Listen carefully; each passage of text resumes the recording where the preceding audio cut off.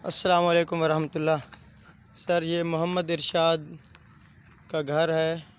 ये मुकम्मल तौर पर सैलाब की ज़द में था।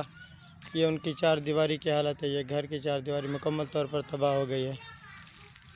ये घर के अंदर इस वक्त भी कीचड़ पड़ी हुई है।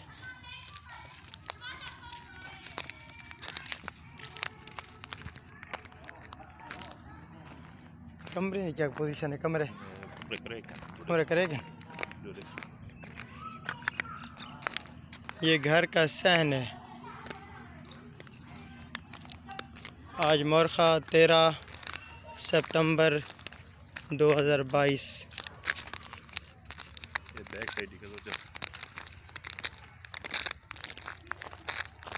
ये मगरबी साइड की दीवार है।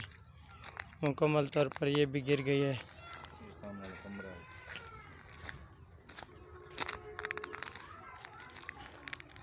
ये एक कमरा था, वो मुकम्मल तौर पर गिर चुका है। सामान भी इसके अंदर ज़ाया हो चुका है।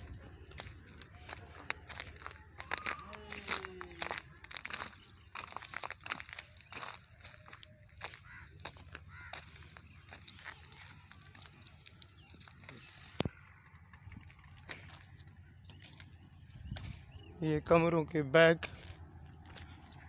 है। 2 कमरे थे जिनके ऊपर वाली अगर वीडियो में आपको नज़र आ रही हो तो ऊपर से ये कमरे क्रैक हो चुके हैं इनके।